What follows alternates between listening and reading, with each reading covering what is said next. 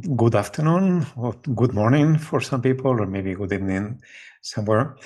It's a great pleasure having you today for this webinar on snow leopard conservation. Snow leopards, a large cat with high potential for conservation success.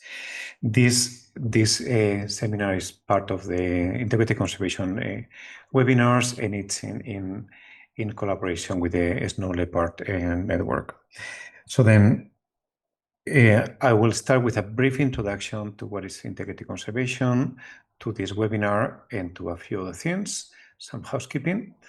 So then first, just let me introduce Integrative Conservation. It's a relatively young journal. It was launched at the end of 2022, and it is published, it's owned and published by the Xishuangbanna Tropical Botanical Garden, where we work, part of the Chinese Academy of Sciences. And it has been published already for a bit more than 4 years. And we are very proud to say that we are about to have our first impact factor. So then in a matter of 1 or 2 months, we expect to receive some good news about our upcoming impact factor. The journal, we think is very appealing. We are proud to say it's a journal that is done for the conservation frontline. So then it is published here in Xishuangbanna. We are in the border between China, Laos, and Myanmar, and it's a place where there are a lot of conservation issues and where we think conservation is our bread and butter. So then the journal is integrated. We want to acknowledge the complexity of conservation issues and not just address complex problems as simple matters. We are backed by the Chinese Academy of Sciences, so then we have a very high credibility and quality. In terms of global reach and accessibility, we are free to read. It's open access. We are now also free to publish, unless for the remaining of this year and probably for the foreseeable future. And we are making a big effort to make the content available in different languages, so that many of our abstracts are published in the language of where the study was conducted.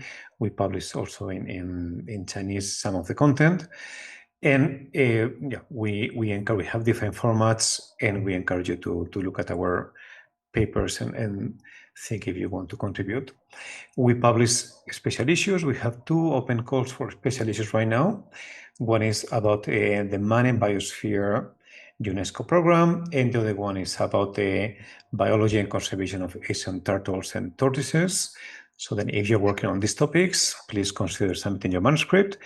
If you have ideas for an exciting special issue like the one that we are going to discuss today, please reach out to our editorial office, and we're happy to discuss the options. So then you can just access our journal here on this QR. And then let me just introduce the panelists. So then we have Bayajar Gal Avban Seren, or Bayram, sorry for destroying your name, Bayram. From Mongolia, is Executive Director of the Snow Leopard Network. She's a Goldman Environmental Prize winner, and she has been working in establishing protected areas, coordinating the snow leopard work, and doing very important research with conservation applications. Then we have Professor Sandro Lovari, with over 50 years of global research experience on the behavior, ecology, and conservation of large mammals, including prey-predator relationships, and including snow leopard. Then we have also Xiaolin Yun, Assistant Professor at Xianjiaotong Liverpool University, and Li Yuan, also Assistant Professor at the same university, at Xianjiaotong Liverpool University in Suzhou. So then Lin Yun is an academic focusing on interspecies relationships and the coexistence of pastoralism and wildlife to drive conservation policy and conservation. And Li Yun integrates traditional ecology methods with data science technology to support biodiversity conservation and sustainable development. And she works a lot on the Tibetan Plateau. Both Lin Yun and Yuan were one of the special editors for this special issue on snow leopards, a large cat with potential for conservation success. The special issue was published in a stack way as the papers were available. We have a total of 8 papers, including 1 editorial, 1 commentary. I think there's one natural history piece and also 5 research articles. So if you want to see the special issue, again, you can scan this QR code. And finally, I just want to comment that next month there will be, I think it's the 6th Conservationist Conference in Nepal. This is the conference of the Society for Conservation Biology Asia section. And Nepal is a very, very suitable place for this meeting in Kathmandu. The dates will be from the 2nd to the 6th of June. And Integrative Conservation will be there as one of the sponsors of the conference. It will be a great chance to discuss conservation issues across the region. And if you are around and you want to take one of these special issues, we will be having some printed copies there for you to take. So without any further ado, I'm going to stop sharing. Okay, so what we'll do now, we have around 90 minutes for this panel. The idea is to discuss the status of conservation of snow leopards, and based on the content of this issue. So then the panelists contributed in different ways to a special issue with editorial pieces, with an overview of the recent conservation research, and of course to engage with the authors of the special issue. So then first what we'll do is Byra will share some slides and we'll do a brief introduction. And then later I will be acting as moderator. I will make some questions to the panelists. And then we will have Q&A. Initially, the questions will be from me to the panelists. And later, the last 40 minutes, 30, 40 minutes, depends how time goes, we will open for the floor. So for the panelists, you are welcome to address each other. So then our questions can be a bit engaging. And if you have anything to comment, if you want to add something to what other panelists commented, just let me know. And we very much encourage this kind of interaction. And for the audience, you can write your comments. If you are watching us on Zoom, please write your comments on the chat box. If you're on CoShare, please write your comments on CoShare's text box, and also we will make the questions. I will send the questions to the panelists. So just to comment, we are being live streaming on 2 different channels, Zoom and CoShare. Jetson, can you remind how many people do we have right now in CoShare? So we currently have 2,016 people on CoShare right now. Yeah. Okay, so we have 2,000 people watching on CoShare. So then, hello, people from CoShare. Then let's go to the presentation. So I think I didn't introduce myself. My name is Ahimsa Campos-Arceiz, and I'm a professor at the Xishuangbanna Tropical Botanical Garden, and also one of the co-editors-in-chief of Integrative Conservation. So then, Byra, please go ahead and do your presentation. Thank you, Dr. Ahimsa. I think people see my screen, right? Okay, great. So welcome everyone, and thank you for joining this webinar organized by Integrated Conservation with Snow Leopard Network. Before our discussion starts, I just wanted to share my experience, how science findings have been useful to me, in practical world. So this slide, I will just share a few slides. So in 2009, when we were working in South Gobi Tost Mountain, we started this long-term ecological study there to find out more information about snow leopards. At that time, Landscape was sharing with like 250 herders living there, more than 16,000 wildlife side by side with this elusive snow leopard.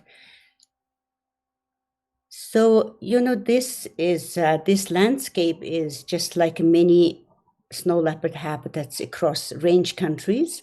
Tost faced significant pressures. We documented that retaliatory killing, by locals following the livestock loss and poaching of wild prey and increased habitat degradation from overgrazing.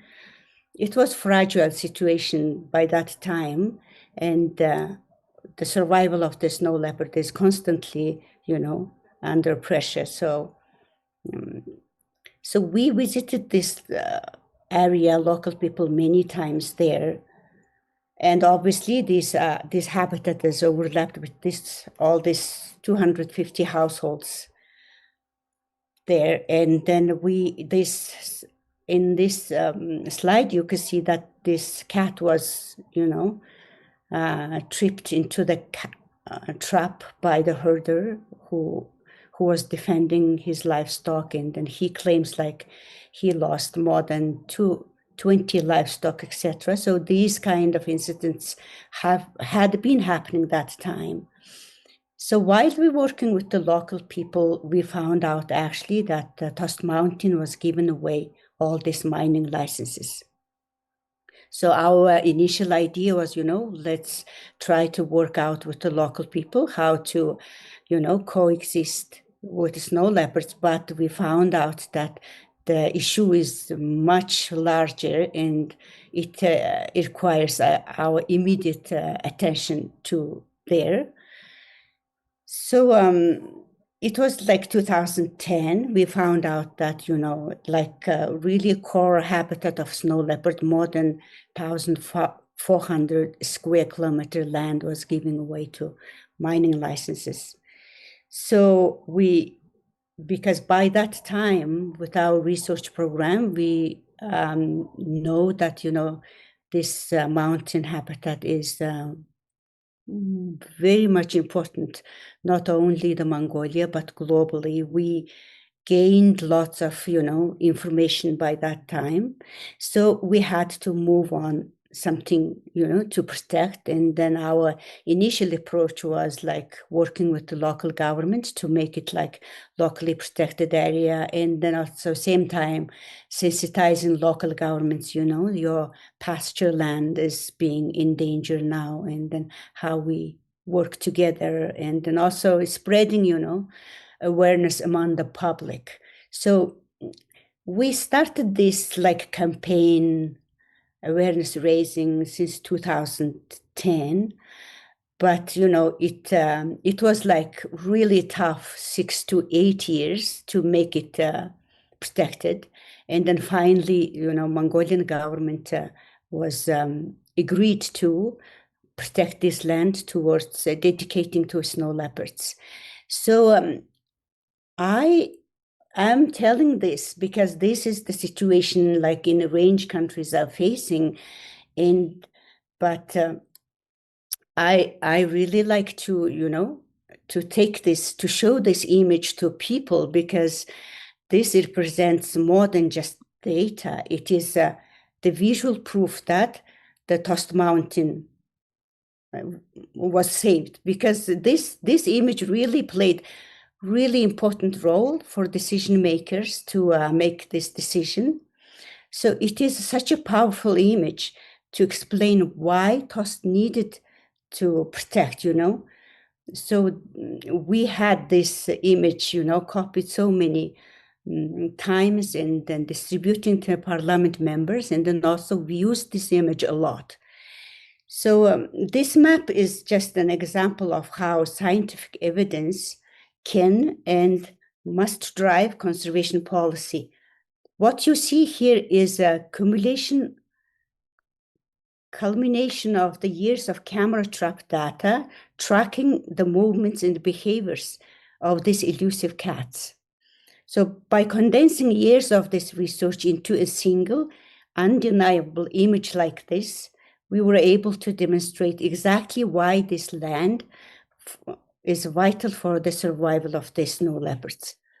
So it is actually that, for the politicians or decision makers, the science sometimes sound like really abstract, but this kind of image and findings, presentation can actually make like into decisive action. So just using this moment, I just wanted to share this this image with you guys, but we know that, you know, there is definitely gaps between the scientific findings. Science has given us lots of information by now, you know, about the elusive snow leopards, like population density, habitat use, and then climate projections. All those information we already have. But I feel like maybe there is a gap that how do we use this scientific data into like practical world? And then I think this is perhaps the, you know, next step, you know, to look into how do we make our findings into like actions. So I know that it will be mostly about this talk perhaps today. So yeah, I just wanted to share this map with you guys. Thank you. Thank you very much, Mbara. I think it's often we mention how powerful maps are, and maps with data, they really tell a big story. And as you say, understanding can drive decision making for policymakers and these kind of stakeholders. So that was very powerful. Can I ask what kind of mining was there? I don't know if you mentioned what was the mining for. Okay, that mining was mostly South Gobi is rich with coal mines, and then also some metal elements, but particularly Trust was for about mining the coals. Okay. Yeah. Okay, so let's go into the panel itself. The name of the special issue is a species with conservation success potential. So then it's a optimistic statement, but with a conditional, right? There is potential for conservation, and I think that's very important. In 2017, the snow leopard was, I would say, upgraded from endangered to vulnerable by the IUCN Red List.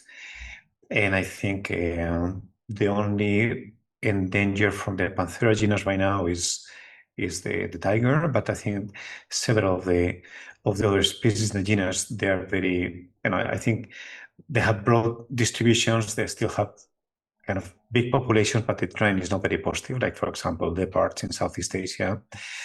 And also in Sandro's paper, in the special issue, you highlight the amount of work that has been done, and now Baira presented how research was key to make decisions. So I wanted to ask, maybe starting from Sandro, and then other people can comment, what has been the trend in research efforts in snow leopard conservation, and how that's contributed to the current state of conservation for the species?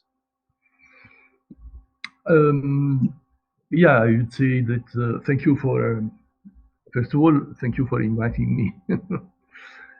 And conservation has been one of the major fields in this output of papers on snow leopards, I think in the last 20 years.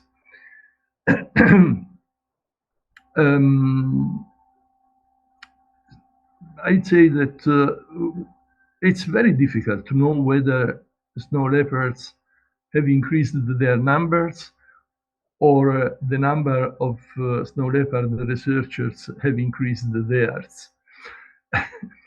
And I will not bet on which of these issues are true, because I remember when I read the book Mountain Monarchs by George Schaller at the end of the 70s, where I found for the first time in my life some sound information on the biology of the snow leopard.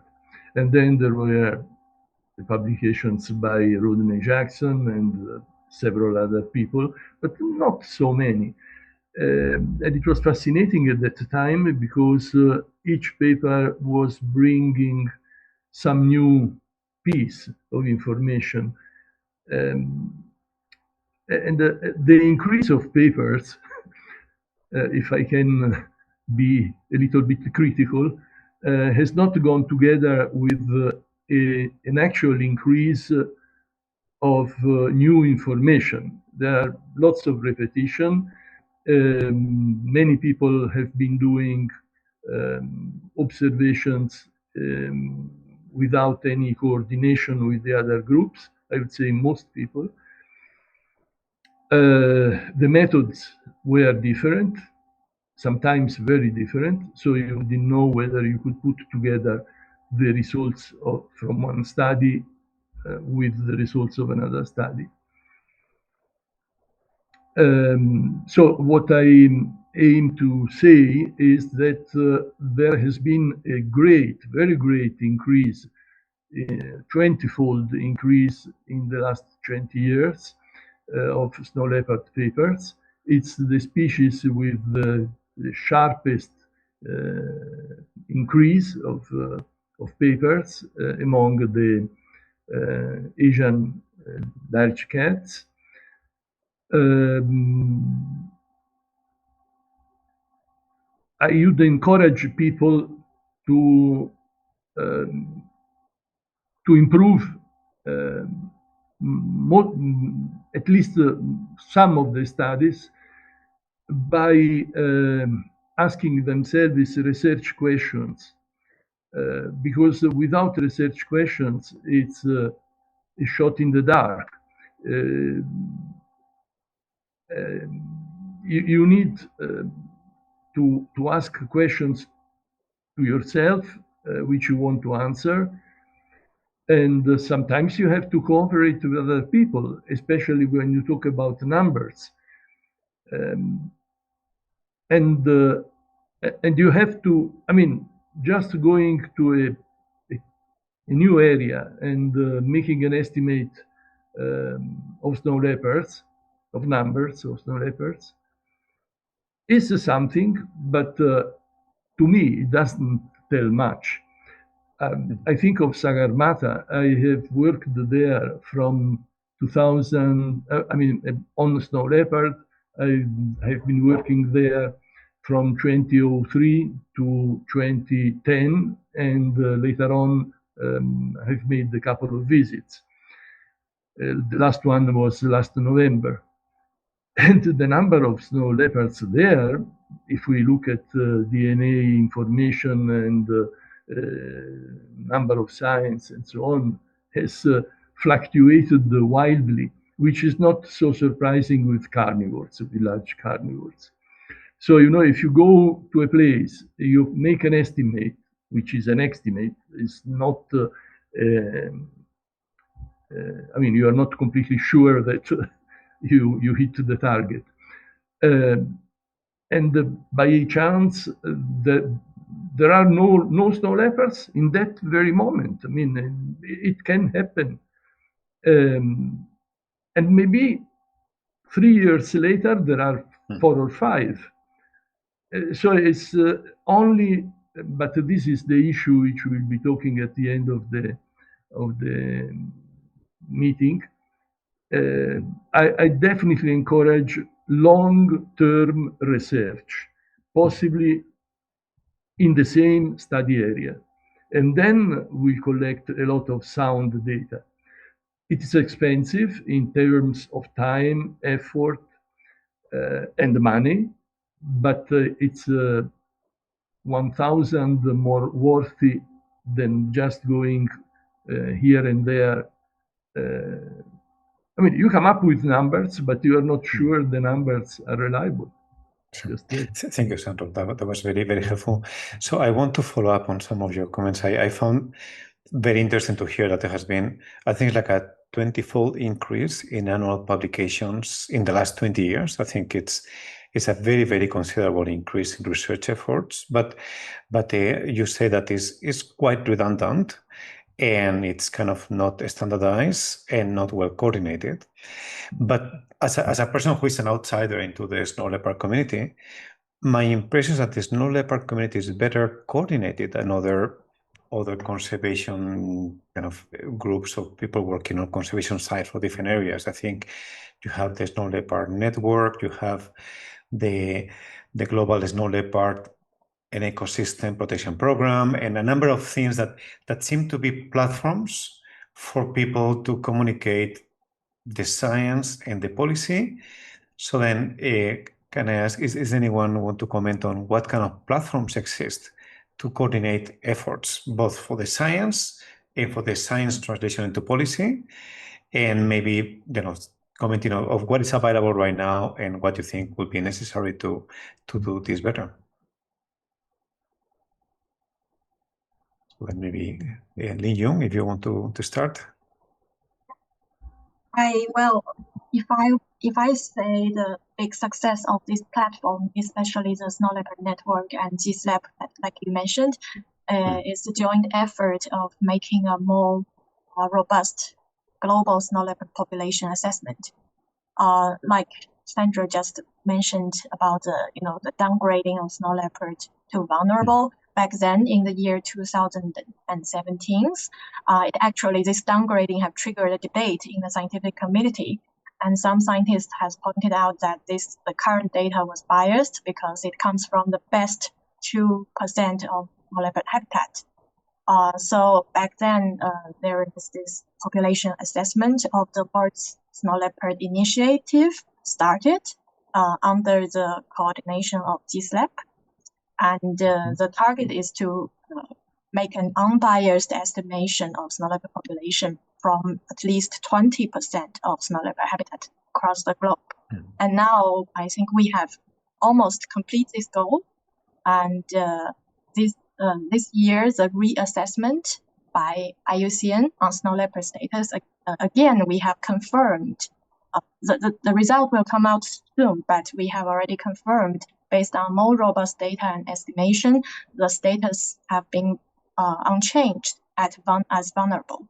So I think improvement is not just the number of cuts, but in the quality of our scientific estimation. I think that is a good example of a conservation platform. Well, that's very positive to hear that the status is confirmed and is vulnerable. So maybe to Professor Li Yun, if I'm correct, around 85% of the snow leopard population is in China.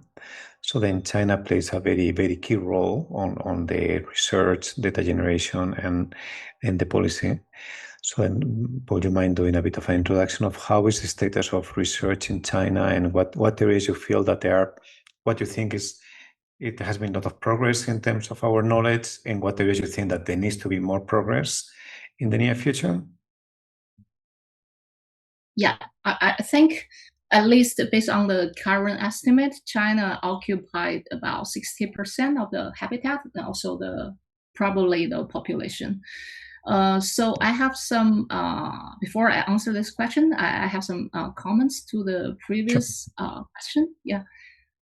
So I think, the pre-2017 estimates were largely interview and sign based without detection correction. So Lavary and Ling Yun also mentioned that. So I think 2017.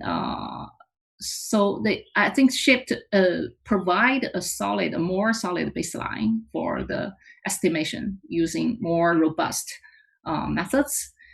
So I do not think we could think it as a recovery sign. So it's just a more robust estimation.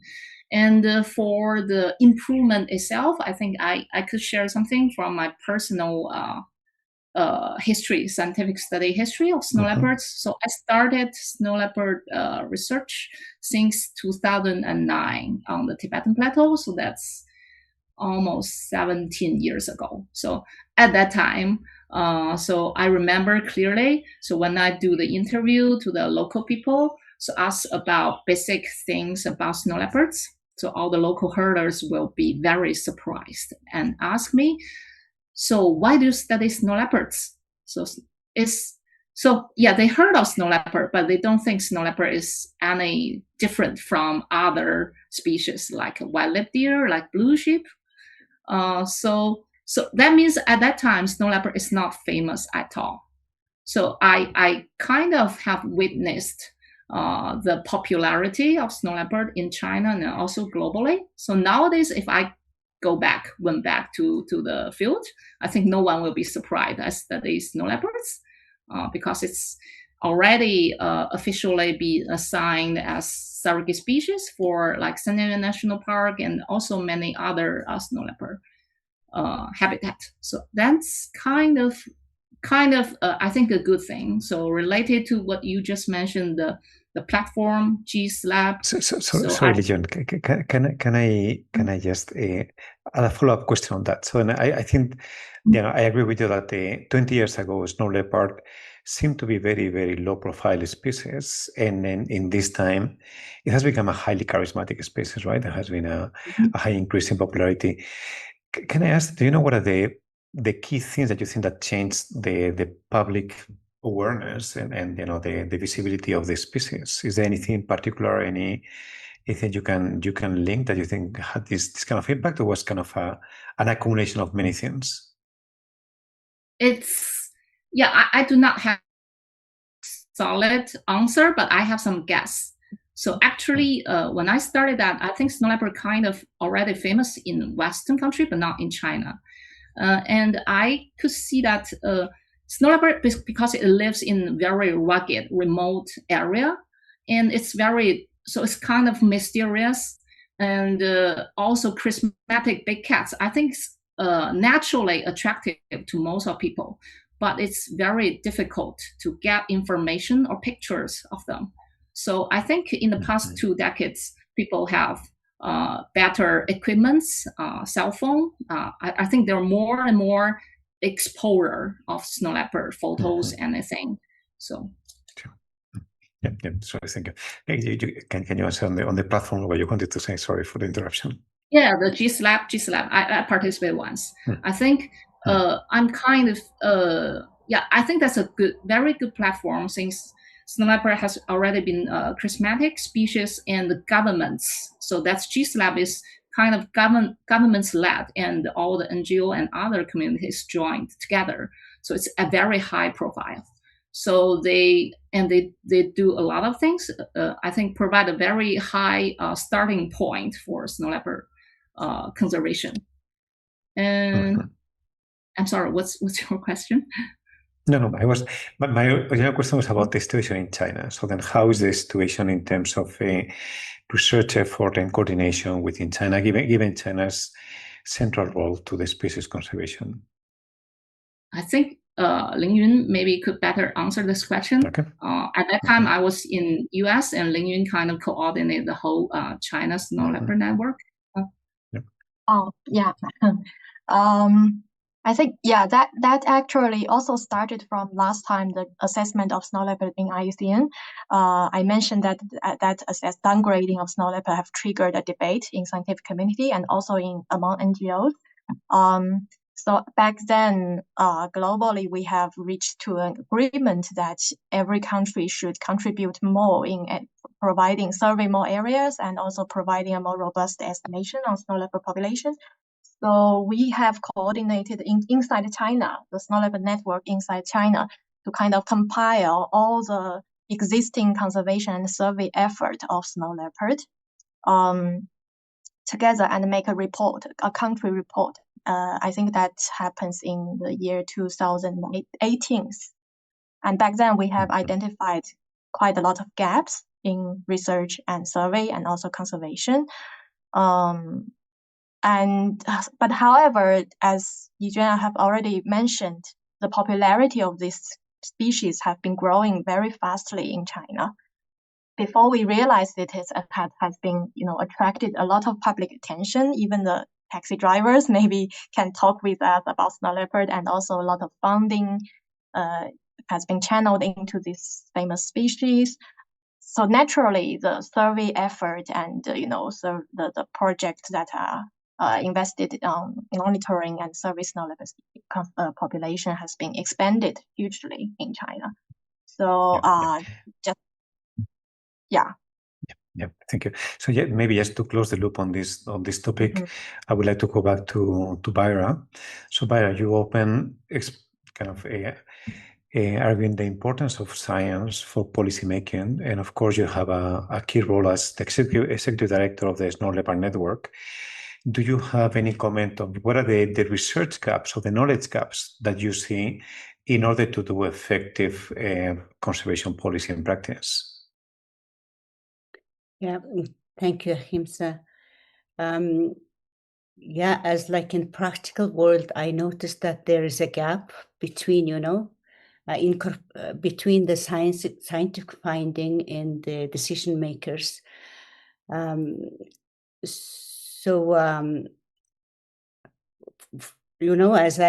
my example, like science sounds to decision makers like as a abstract for them, and then when you put it into like image or whatever, that in that level that decision makers understand, that helps, but yeah, definitely I feel like there is a gap, because maybe our scientific community can do the research with with the involvement of the like local researchers and local conservationists, so that it is it can easily, easier to bridge to decision makers. Sometimes yeah, it is actually getting better, but in early days there are like more researchers from outside come and then do their research and then public. But one of the, I think the challenges like local conservationists were lacking was like ability to write and publish their article in like scientific journals. That has been quite a challenge. And so I think the co-creating research might also help to fill this gap.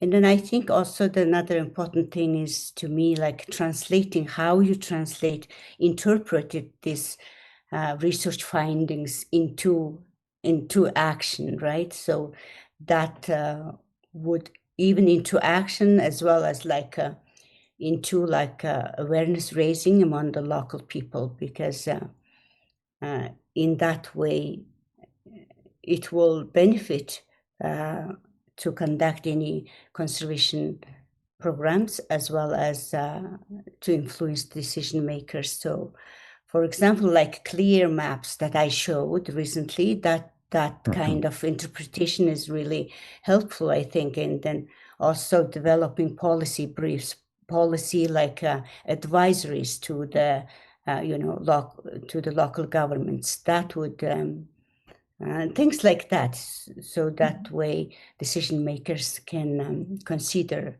what is the issue behind it. And I think also that there's always this capacity building of the local people, so our scientific findings can embed into local practicality, like rangers use it into their like daily patrols. And then this, for example, policy advisories can be incorporated into the national policies. And then also long-term funding models is really, useful to fill those gaps. I think from my personal experience, I noticed these kind of things. Yeah, thank you, Raya. So I'm going to go back to Sandro. Sandro, you started saying that there has been a huge amount of increase in research, but with redundancies and not always a good coordination. So I want to ask the same, but in terms of policy. What is the situation with the conservation policy for the snow leopard across the range? So then the species occupies, I think it's 12 countries, with their own kind of context, their own culture, economic situation, regulations. So then how do you see, Sandro, and I think you have experience in different continents and different systems. So then how do you see the situation with the conservation policy for snow leopard across the range? Well, I think this issue makes us relax, because I think it's good. I think there is very good coordination, at least at the political level. GSLEP has been a great thing. I mean, you have all the countries with snow leopards getting together. All of them make it a protected species, which of course, as in all cases, to be a protected species does not mean that people don't kill you. We have the example in Italy, for example, the wolf is an especially protected species, and poaching goes on all the time. But you know, you have to start from the political viewpoint. I mean, and we are at a good, I would say, we have got a good agreement. Maybe I should explain a little bit better my criticism before. You know, I feel a little bit frustrated when I see that so many snow leopards are caught. They get a radio tag. They did not volunteer to get it, but we use them.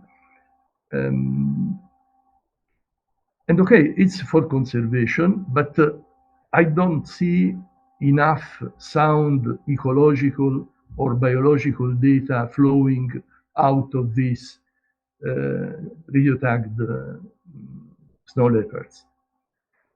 We still ignore a lot of issues of their biology. We come to know them slowly, especially after Örjan Johansson started his work in Mongolia. He has been doing a very good work. Every time one paper is published by him and his team, I go and read it with great interest. And of course, also other people in the past, Rodney Jackson first. I mean, but in comparison with the number of radio-tagged snow leopards, the information on their biology is still relatively poor. We ignore a number of aspects of their biology, which would be very nice to know. So maybe instead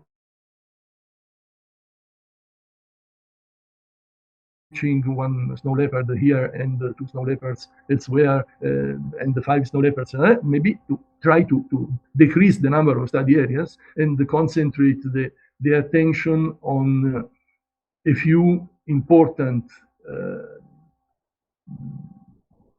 ecological different can I ask? Places. So I think this is the content of your piece in the special issue, right? You highlight specific areas where you would like to see more research. So could you list 2, 3, 4, 5 areas where you think the biology is not well known, or the effect of the conservation interventions are not well known? So what are the key specific things that you would like to see in the next 10 years that we already know, and we move into the next questions? Yeah, you know, for example, I think the overall picture of the ecology of the snow leopard in Mongolia by now is relatively clear. I am not sure, for example, they don't seem to be territorial in Mongolia. What about the Himalayas? I don't think any paper has produced any information on this issue.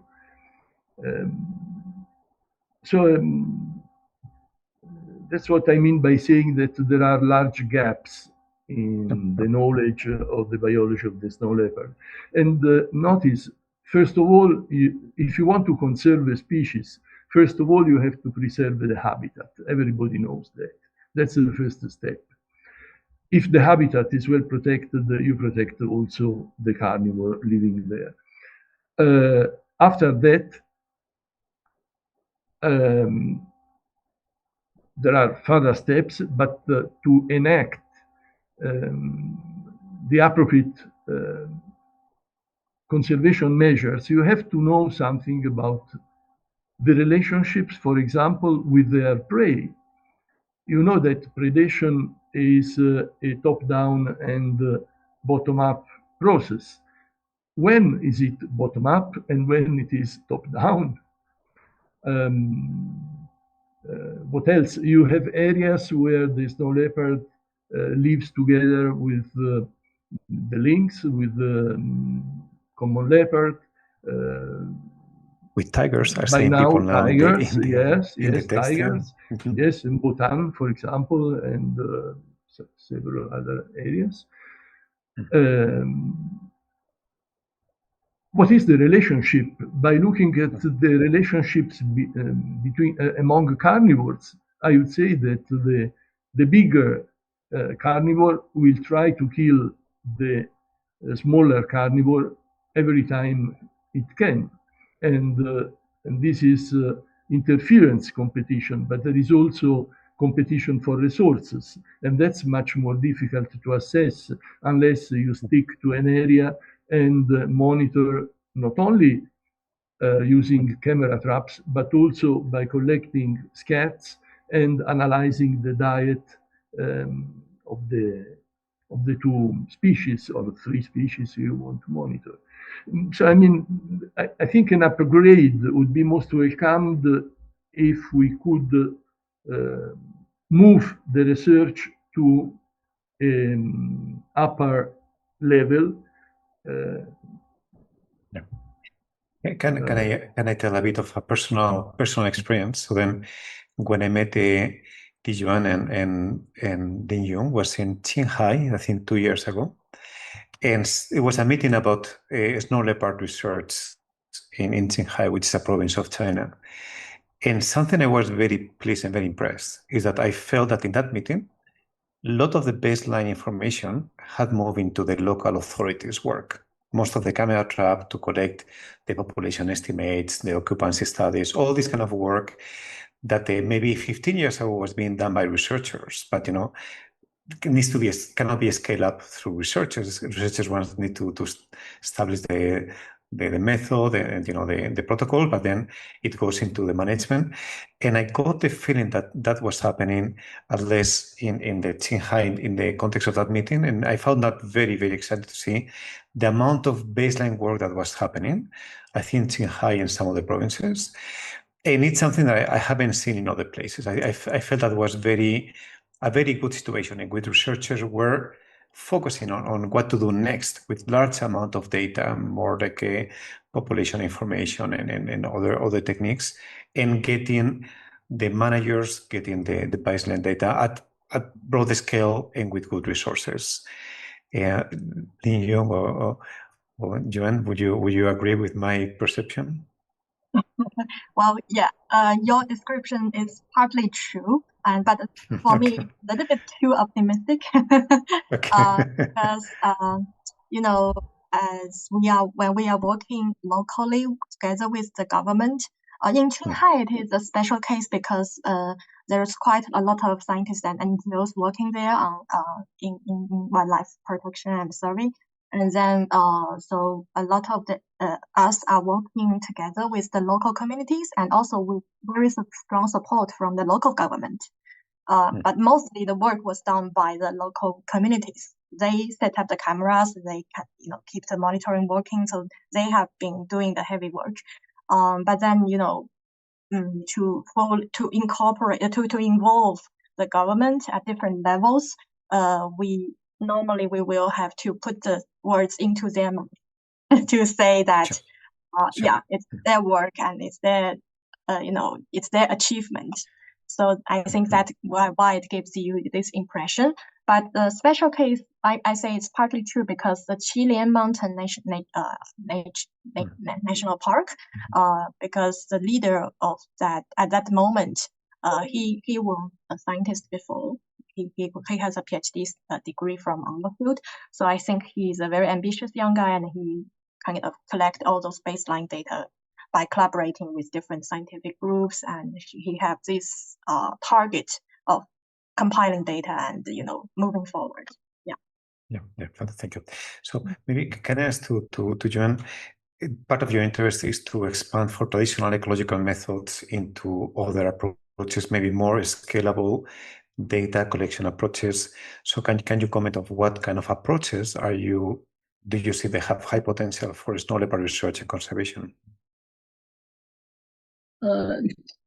I'm sorry. Could you speak again? Yeah. So then one of your research interests is linking traditional ecological methods with kind of big data and more scalable data collection methods. So can I ask you what kind of methods are these? What kind of methods you see high potential to improve snow leopard research and conservation? Okay, that's a very good question.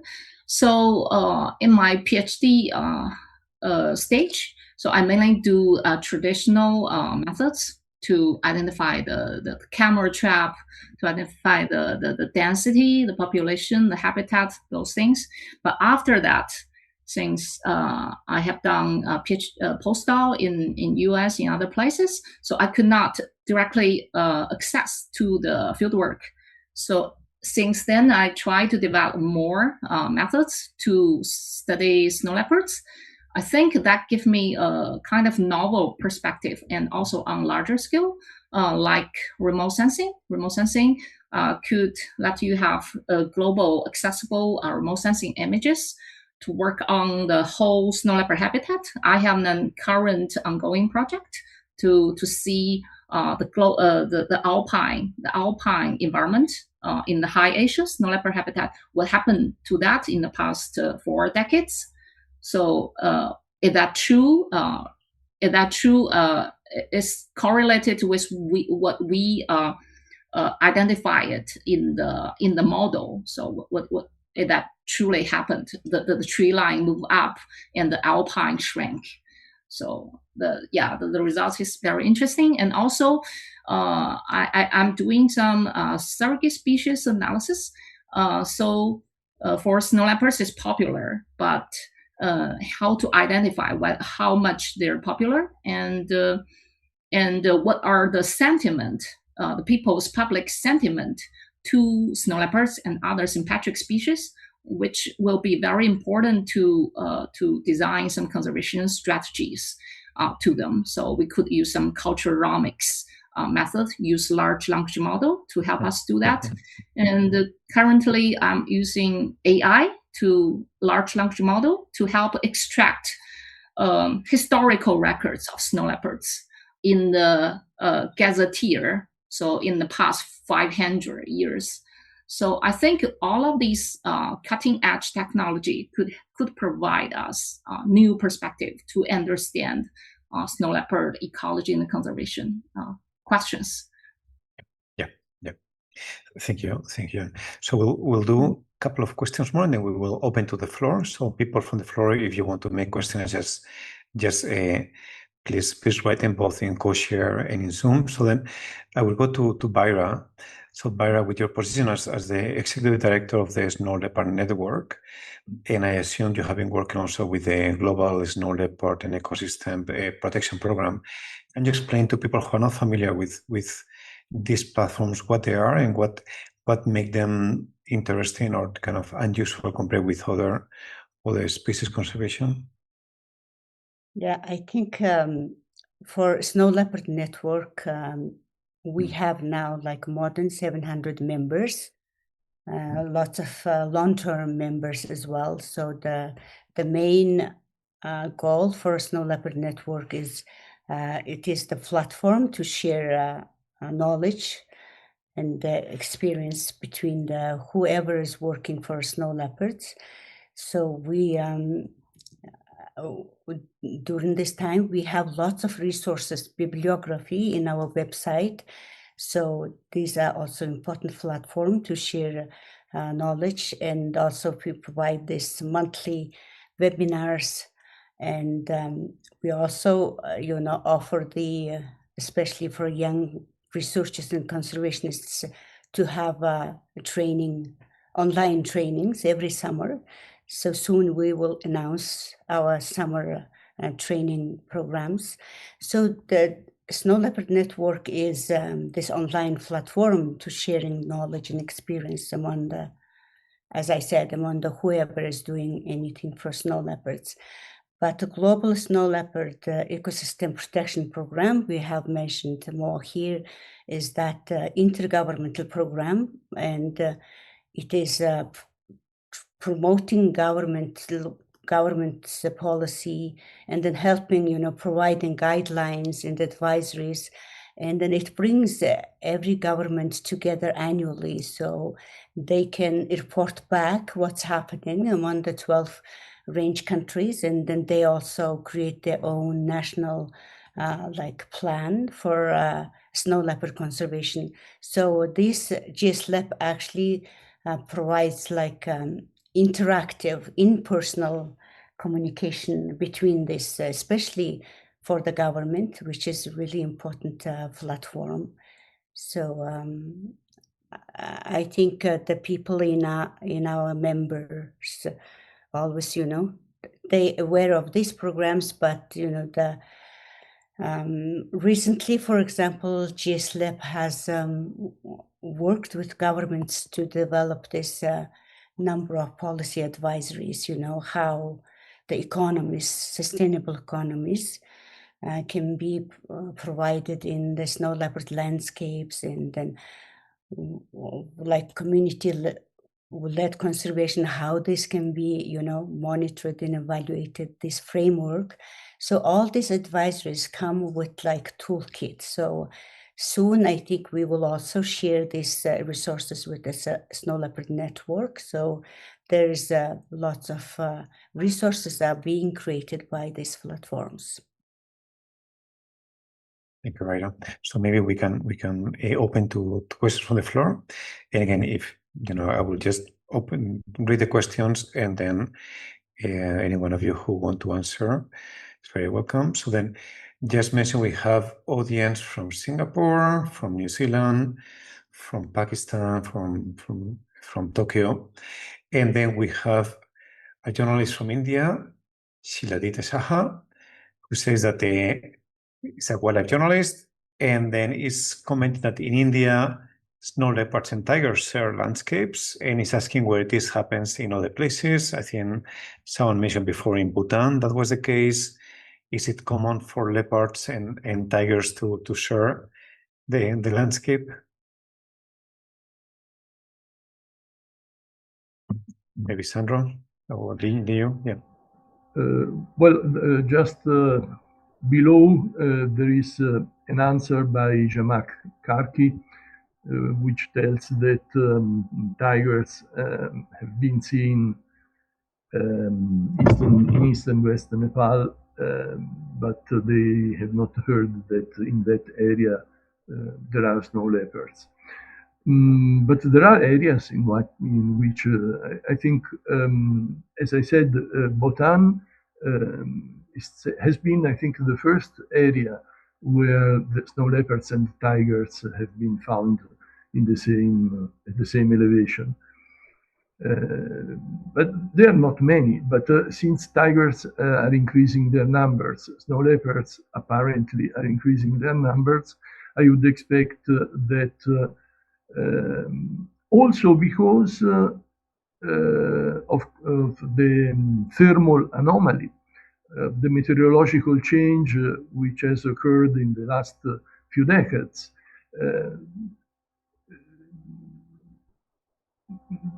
The tiger will tend to follow the forest. The forest will tend to escalate, so to speak, the mountains because of the change in temperature and the regime of rains and so on. So I would expect that there will be an increase of areas where not only tigers but also common leopards will share with the snow leopards. And since the snow leopard is the smallest between the large cats, there is the clouded leopard that lives in a completely different area. I would expect that we might not be so good for the snow leopard. I don't say that it will get extinct because of the presence of the tiger or the common leopard. Of course not. But they will probably took some prey which the snow leopard would have taken, and they may kill cubs, young snow leopards, and so on. They do. I mean, large cats do that. So I would be optimistic. I think in the future there will be more and more areas where the tiger will be found together with the snow leopard. Yes, then we have a question about the conflicts with snow leopards in Nepal. So that in Nepal, snow leopards are equally distributed outside protected areas. I think it's probably fairly common for most large carnivores. And then NGOs are working with the government and with local agencies to conduct surveys, livelihood enhancement, and So then there is increasing infrastructure. So then I will ask first about how do you see the impact of human snow leopard conflict? Is it a big thing? And what kind of conflict, and how do you see the potential for mitigation?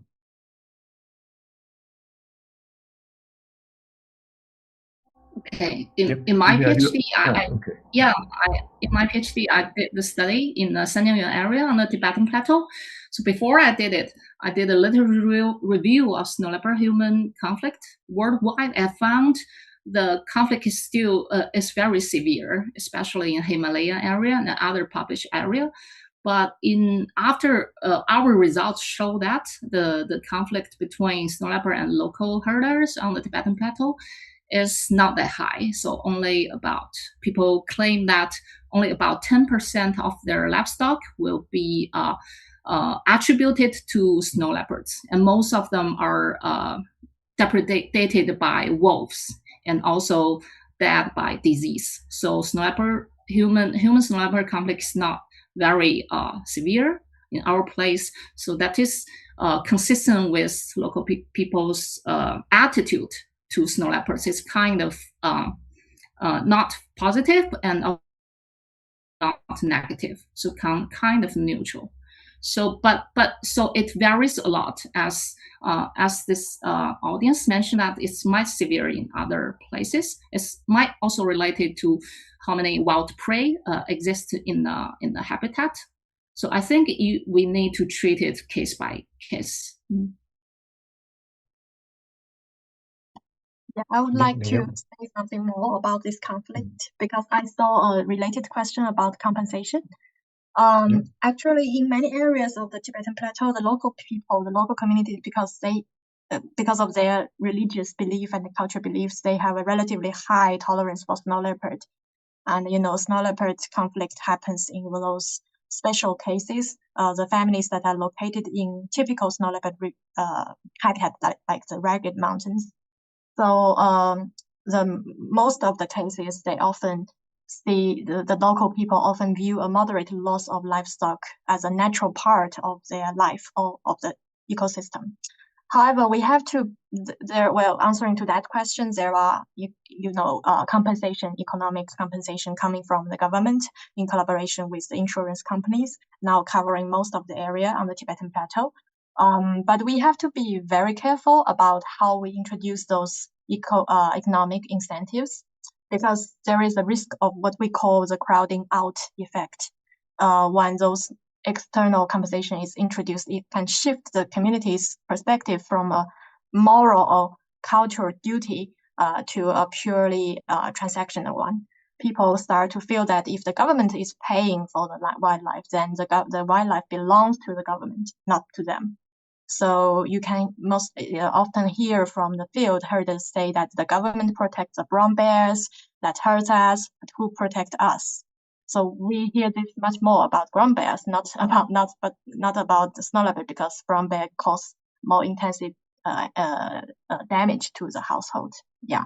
So I think the lesson is that if we rely solely on money to solve conflict, we might accidentally erode the intrinsic cultural values that have allowed these species to coexist with the local peoples for centuries.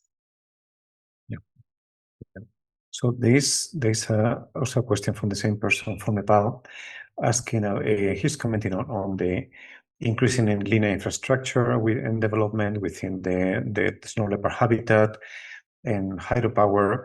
So how is the situation with the habitat? Is, I think, Joan was mentioned before about the situation in the high mountains. And is it being more fragmented, and how? I know there have been many efforts for connectivity. So can you comment on what is the situation in terms of fragmentation and connectivity? Maybe Joan, since you were talking about this before. Yeah, the fragmentation is, I think, one of the most highly mentioned threats to snow leopards, because they kind of live in the alpine mountain, which is naturally fragmented. And now the railway, the roads kind of segmented their major corridors. And I remember there's one figure mentioned that about 1/3 of snow leopard habitat are left within 100 kilometers between international borders. So that's true. And in one of our previous study, we found that another emerging fragmentation factors is the construction of the international fences. So especially in the past decade and maybe in the near future, so countries are building that's very high, 2 meters, 3 meters high border fences. Some are already finished, some are still in the progress. So that will be very challenging for snow leopards. We found that there's seven major landscape conservation units for snow leopard. That's very important for the whole snow leopard population globally. And the 7 of them, and 3 out of them are international, and 1 of them covered 9 countries. So if it was segmented by this kind of international border fences, that will, I think, impact their genetic diversity a lot. In the context, we have already found that snow leopard genetic diversity is one of the lowest in all the carnivores. There's a very general question from Krishna Hengayu. He's asking, what is the biggest challenge for snow leopard conservation nowadays? Maybe Byra, do you want to answer first? Yeah, I think it depends on which country. And for example, in Mongolia, like this linear infrastructure in mining is becoming the big threat to snow leopards, because retaliatory killing and poaching, you can work with the local people and then, law enforcement agencies, but these especially these big economical projects can move really fast. So it requires from conservationists to, work proactively or respond, immediately. So that is being quite challenged. So as conservationists, sometimes we don't know how to make campaigns, right? How to influence the decision makers. So we also, as practitioners, lack some of these skills. So probably this linear infrastructure is getting more, threat to perhaps not only in Mongolia, also for other range countries. We have a question from Kirsten Conrad. She's asking, what is your opinion, the 4 panelists, on the reclassification, on the AUCN reclassification to vulnerable, whether you think that that has helped conservation, but has taken further away from the goal? So then do you think was a positive thing for conservation outcomes, move from endangered to vulnerable? Sandro? Yeah, good question. There was a lot of uprising when among the snow leopard people, when the species was downlisted from endangered to vulnerable.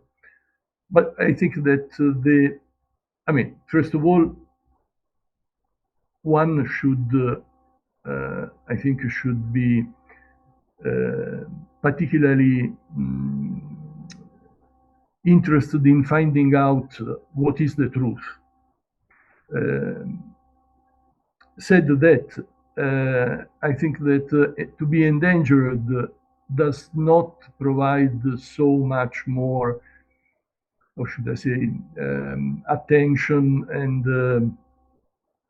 protection, according to IUCN, than being vulnerable. The difference, there are several minor differences, but not so many.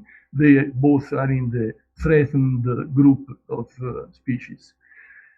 The problem is that if you downlist a species without enough supporting sound information, you may do it also from vulnerable to near threatened and least concern, and so on. And then you may be in trouble because, for example, if it is near threatened, it is possible to hunt the species. But even hunting can be an instrument of conservation if it is well regulated and controlled. So I think the shift to endangered to vulnerable has not changed very much the conservation status of the snow leopard. It would be different if from vulnerable the species is downlisted to near threatened, and even more if it is least concern. Also because the species, whatever one can say about its numbers, is a delicate species. It's a specialized species.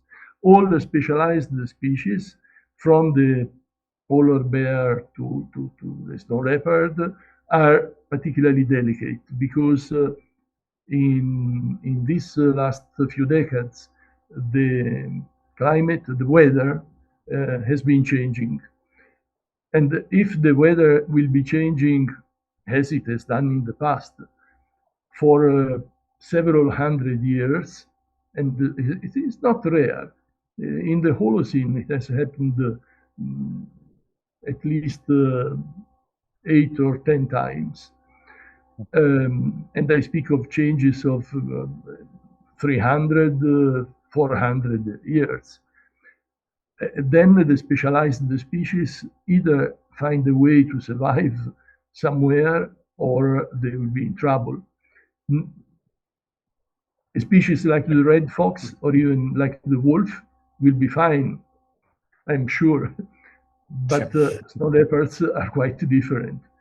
So before downlisting, one should look ahead, you know. So what about the other panelists? Do you have any comment on this? I guess I'm sure it was controversial and many people discuss about this in the specialized meetings and fora. So you have any comment on the downlisting or the uplisting, depending how we look at it? Well, I think it really depends on each country's policy of how they protect animals. Like in China, we have I think each country have their own red list of species that defines which species are under which level of protection, right? Like in China, in our red list, snow leopard is still endangered, so it is still at the top priority of conservation. Yeah. We have a question about the policy in China, and this is from. Can I add one point? Sure, please. Yeah. Oh yeah, for the downlisting, since downlisting question has appeared twice at least, so I think it did impact a lot of people, especially public's attitude to snow leopard endangered status. I think there's two things we need to emphasize. Is first, I think it's our scientists' role to to interpret this downlisting. So I think in the beginning we have already discussed. So before there's no, so the methods is different. So now I think we provide a more robust baseline after the 2017. So even if we acknowledge that the status of snow leopard improved a little bit and do the downlisting, so I think there's a big context the improvement is comparison before 2017 and 2019. So based on our current research, I mentioned that we try to identify the distribution range of snow leopards in the past 500 years. So if we zoom out a little bit, so compared to 500 years ago, snow leopard range contract a lot. So actually, I don't think we should be too optimistic by this downlisting thing. Sure. We should not be complacent.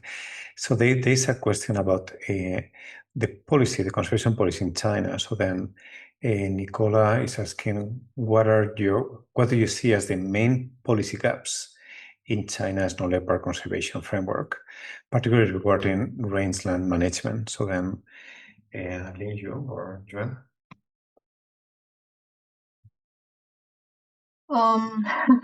Well, this is a very good question, very difficult to answer, because for snow leopard, I think for the single species, China have already prioritized it a lot, and I didn't see much gap here.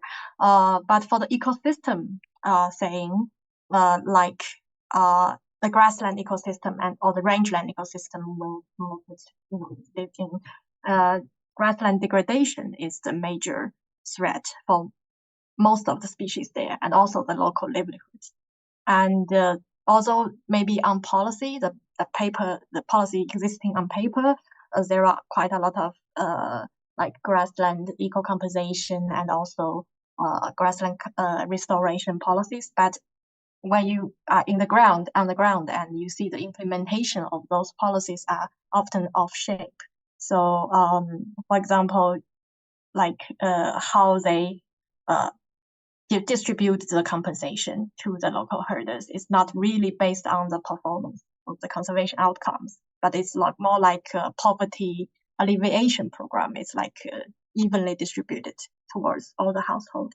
So there are quite a lot of loopholes in implementation, but maybe not in policy itself. There's a follow-up question from Nicola, and I think maybe to Byra first.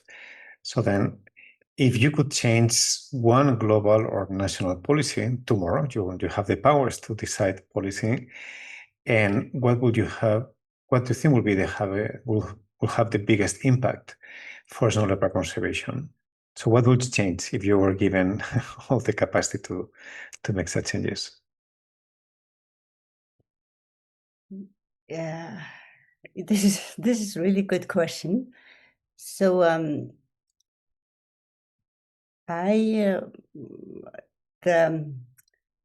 one of the important thing is actually working with the local people towards mitigating human wildlife conflict, and then also the defending the pasture land or land that they live in. And then so it's these governments, they see local people, local communities as like beneficiaries or somebody they can be top down, create rules and things like that. But it would be really important for me, I think, that accepting the local people's acknowledging local people's rights and responsibilities to be part of the snow leopard conservation. But this has been talked a lot, but in reality, it's not really, being practiced. And perhaps because maybe there's lack of, approaches, maybe government officials didn't really know how to do that. But I think it's really, to me, it's very important. Okay. So anyone wants to change any policy tomorrow? No. If not, there is a question about the wildlife trade. Yeah, Sandro, just you want to again, change? Yeah. since Buddhism seems to be very good for the survival of snow leopards in comparison with other areas, perhaps if I could, by magic, change a national policy, I would say that Buddhism should be exported all over the snow leopard range. I don't know whether this is possible, whether everybody agrees, but it could be a good move. I think it's interesting from the cultural mix point of view that Joan was talking before. So one of the audience members is asking about wildlife trade. Are snow leopard or snow leopard parts in demand for anything particular? Is there any particular place or body part that is in high demand?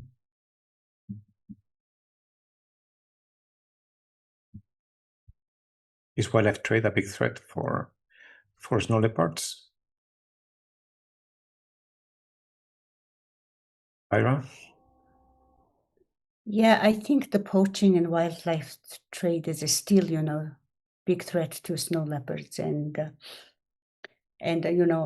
gaining those information from the enforcement agencies are also a struggle. For example, in Mongolia, once you get those informations, actually you see that the wildlife trade is main. There is a lot, not necessarily about snow leopards, but like prey species and then illegal hunting in the snow leopard landscapes. So is that for local consumption or is for global networks? For example, in Mongolia, WCS created this report called Silent Steppe. So in that report, Mongolia becomes, one of this channeling, the transboundary kind of channel for the carrying the illegal items. Because, maybe it's because border control is not enough. There's a lack of capacity and things like that. And that was created a really pleasant channel to transfer the illegal wildlife trades. But through China, I don't know at the moment how is it, but in China there is also, people try to sell the pelt of snow leopards and then also the parts of the snow leopards, and believing that it is important to supply for Chinese medicine, but there is not really, I think, not recent information, concrete information on that. But however, it still, poses the threat to snow leopard survival. Yeah. Any other comment on this?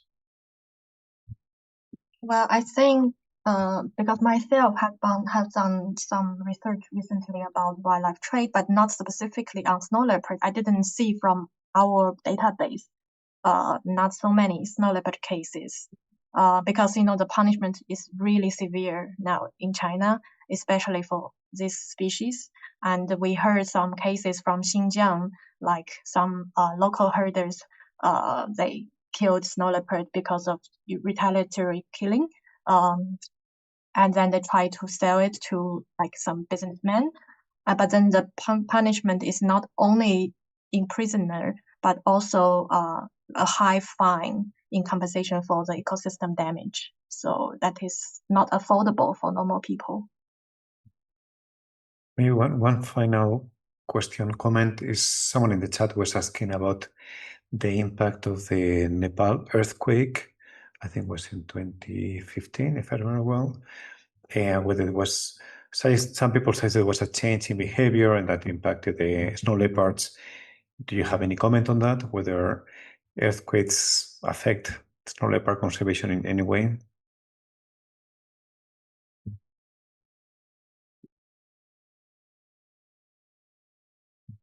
No comment. Okay, so then maybe we can close the session. So if any one of you want to have some final remarks, you can have any final statement. Byra, Sandro, Liu, Yuan, any final comment for the audience? Yeah, I think there is still also some questions are not being answered, and perhaps we can, you know, I think it's fine. I think yeah, is there it are some. okay? Yeah, Good. yeah, it's fine So because if there is there's some a bit redundant. Yeah, yeah. Yeah, if there's anybody wants to have more questions, feel free to email us so we can get back to you. Yeah. And then I really appreciate your participation in these useful discussions.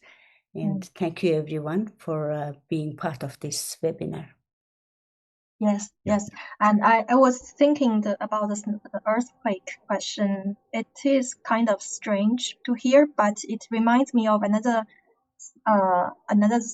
thing happened in Xinjiang previously. It's because a disease, epidemic disease spread in the blue sheep population locally, and that caused severe conflict between snow leopard and local herders because of depletion of prey species there. So I was thinking maybe the earthquake have destroyed the habitat or the habitat there, which caused food depletion for all the species. That was just my guess. Sure. Yeah. Sandro, any comment? Any final comment? Final remark? Not really. No, I was just thinking that we don't know, but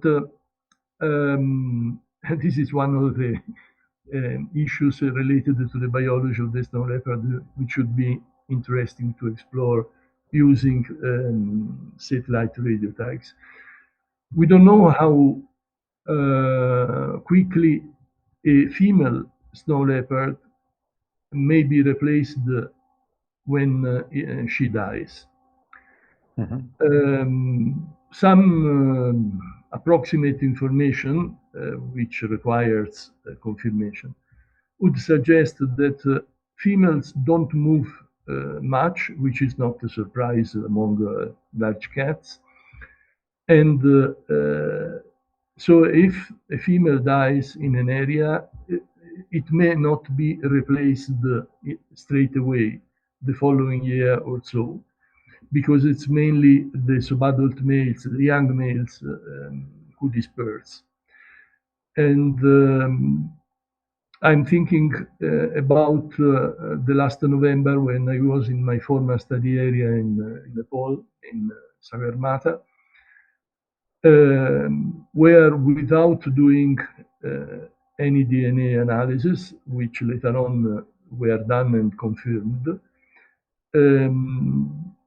I thought that only one snow leopard was present stably, was resident.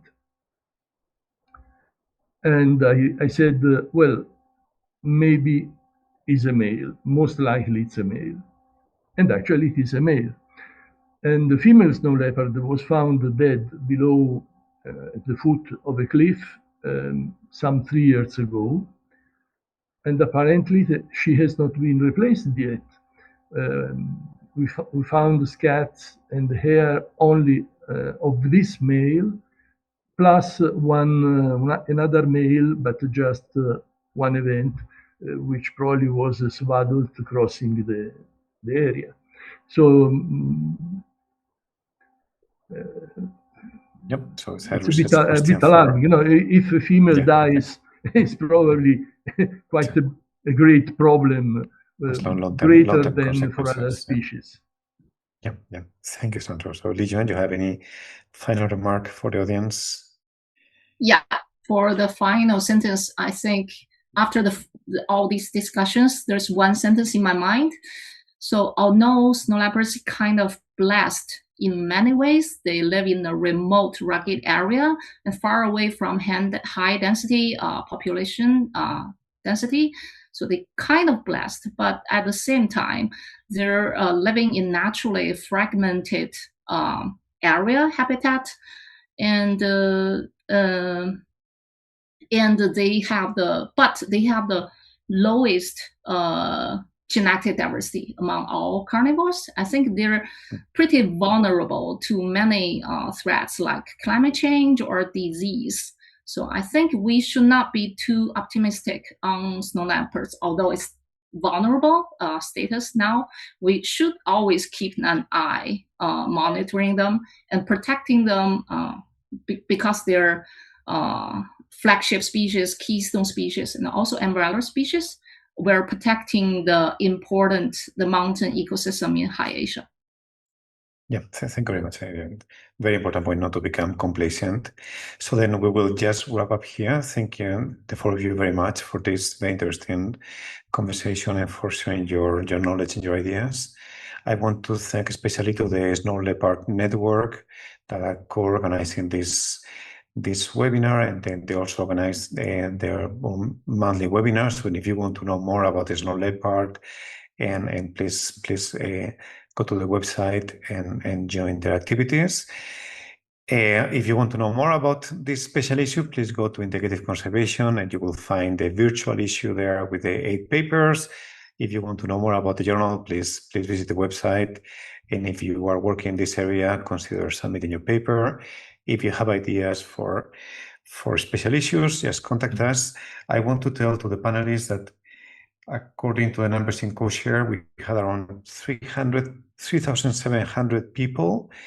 It's not real people, it's connections. I think the counting is not one-to-one, but we're talking about thousands of people, connections, so that's very, very exciting. And I hope to see many of you in Kathmandu for the SCB meeting. So then thank you very much and see you soon. Bye-bye. Bye-bye, and see you in Kathmandu. I will be there. Okay, fantastic. See you there.